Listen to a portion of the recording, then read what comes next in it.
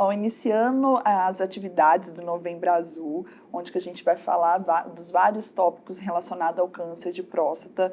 Hoje estamos com a doutora Larissa Machado, uma das fundadoras também do Onco Mais Humana. Bem-vinda, Larissa. Obrigada, muito obrigada por estar aqui para a gente falar desse assunto tão importante, a gente conscientizar cada vez mais os homens de fazerem os exames, perder esse tabu de fazer, né, o toque retal, de ir ao urologista. Isso é muito importante, né? Não só fazer o diagnóstico, mas também a gente tentar minimizar os efeitos colaterais e melhorar a qualidade de vida desses pacientes. Super importante. E melhorou, né, ao longo do tempo o diagnóstico e os tratamentos, Sim, né? Então, com certeza. quanto a gente falar e conseguir o diagnóstico precoce, mais a gente consegue curar o câncer de próstata. Sim, aceitação, né? Ver que não é um tabu, que a gente tem o que oferecer cada vez melhor. Menos interação medicamentosa, conseguindo tratar mais os pacientes idosos, porque é um câncer de idoso.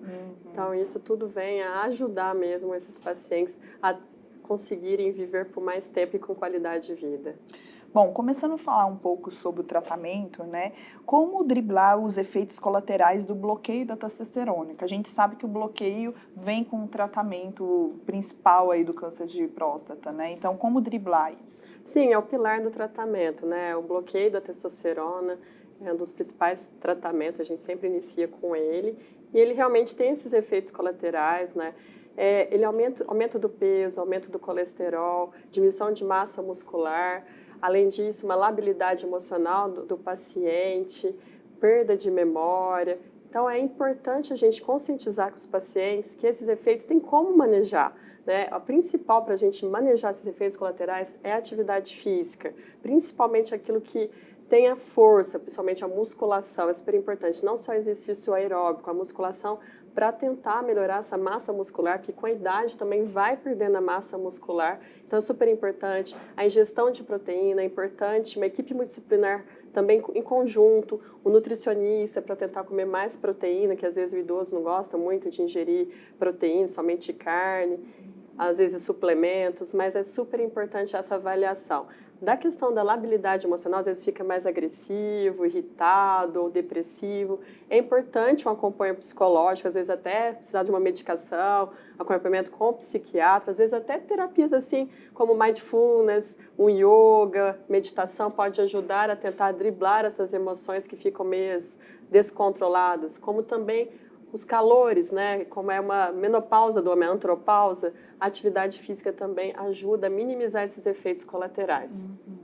E a gente sabe, né, que cada vez mais o diagnóstico está sendo em pacientes cada vez mais idosos, Sim. Por causa que a população está envelhecendo, Sim. né? E vale a pena a gente tratar esses pacientes metastáticos com uma idade mais avançada? Sim, depende do caso, né? Assim, os pacientes também estão envelhecendo e estão envelhecendo cada vez mais ativos, continuam fazendo suas atividades da vida diária, vai ao supermercado, dirige. Então, a gente tem que avaliar tudo isso em conjunto com a família e o paciente, ver se o paciente quer viver mais e com qualidade de vida, porque se ele não tratar, esse paciente vai ter sintomas, somente das metástases, né? Então, esse paciente precisa tratar e cada vez mais estão surgindo novos medicamentos com poucos efeitos colaterais, menos interação medicamentosa. Inclusive, até a próxima pergunta, né? Qual a importância de avaliar a interação medicamentosa dos novos agentes hormonais com os medicamentos de uso contínuo? Super importante, porque normalmente esses pacientes idosos, eles têm outras doenças, é um combo que eu falo, né? Então a gente tem que avaliar tudo isso. O paciente é diabético, ele é hipertenso, tem alguma arritmia, tem uma dislipidemia, e esses remédios podem interagir com esses novos agentes hormonais, mas tem novas moléculas que minimizam cada vez mais essas interações medicamentosas. Então, o oncologista tem que saber quais desses remédios que têm menor interação. Tem até aplicativos que a gente consegue avaliar isso, então é super importante essa questão. Certo. E falando assim dos tratamentos relacionados ao câncer de próstata avançado, quais são? Bom, basicamente o tratamento é terapia hormonal, quimioterapia, radioterapia, em alguns casos selecionados, e a gente tem algumas terapias radioativas também, em linhas posteriores, e também tem agora, contra algumas mutações específicas quanto o BRCA, tem alguns medicamentos novos. Então, basicamente, alguns pacientes que são assim de mais baixo risco, de uma forma a gente classificar pelo Gleason, pelo PSA, Se não descobriu ao diagnóstico a doença metastática, essas doenças de baixo risco, a gente dá terapia hormonal para esses pacientes em conjunto com o bloqueio da testosterona. Em alguns casos, a gente faz a terapia tripla, né, que é o bloqueio da testosterona, o bloqueio periférico, né, com esses novos agentes hormonais, e a quimioterapia, que tem mostrado cada vez mais prolongado a sobrevida desses pacientes e cada vez mais estão surgindo outros tratamentos para linhas posteriores, como o lutécio, que tem evoluído aí cada vez mais, e também o Xofigo, outras drogas aí que dá para a gente minimizar. Em alguns casos a gente indica a radioterapia quando tem poucas metástases, alguns pacientes a gente acaba selecionando. Então a gente tem uma gama de possibilidades de tratamento nos pacientes avançados. A gente tenta personalizar, avaliando o paciente, né, se ele tem muitas comorbidades, se ele vai tolerar aquele tratamento. Às vezes tem pacientes idosos que não vai tolerar a terapia tripla, mas a gente tem esses novos agentes hormonais que conseguem controlar a doença e o paciente tem um ganho de sobrevida e qualidade de vida, que é o mais importante.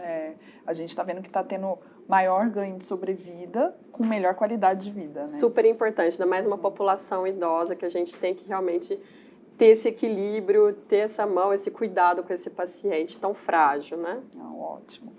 Bom, para finalizar, quais os fatores de risco para o desenvolvimento de câncer de próstata?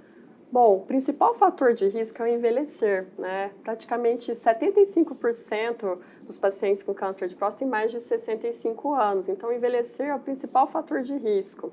Além disso, a dieta, os hábitos desse paciente, uma dieta rica em gordura é um dos principais fatores de risco, o sobrepeso, a obesidade e também histórico familiar. Se você tem um familiar, né, de primeiro grau, pai ou um tio, assim, você menos de 60 anos que foi diagnosticado, há um risco, né, de ter chance de ser um câncer hereditário. Claro que são só 10% os cânceres hereditários, mas cada vez mais a gente tem feito esses testes genéticos porque tem terapia para oferecer contra a mutação, que é a principal, é o BRCA, então é super importante quem tem histórico ficar alerta, fazer o acompanhamento, né, como a gente está falando, questão de prevenção precoce, mas quando tem algum familiar que foi diagnosticado com câncer de próstata menos de 60 anos.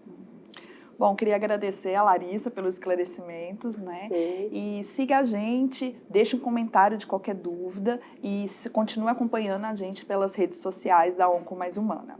Eu agradeço, foi muito bom esse bate-papo e a gente falar que tem tratamento e que os pacientes conseguem tratar e ter qualidade de vida e cada vez mais tem surgido novos tratamentos com menos efeitos colaterais. E a gente fala muito disso no nosso Instagram. Sim, né? É qualidade de vida, a gente personalizar o tratamento e ver o paciente como um todo. A gente também colocar os profissionais, o nutricionista, o psicólogo, o psiquiatra, o urologista, para tentar auxiliar, a gente tentar que esse paciente viva bem. Tá certo. Obrigada. Nada, foi um prazer.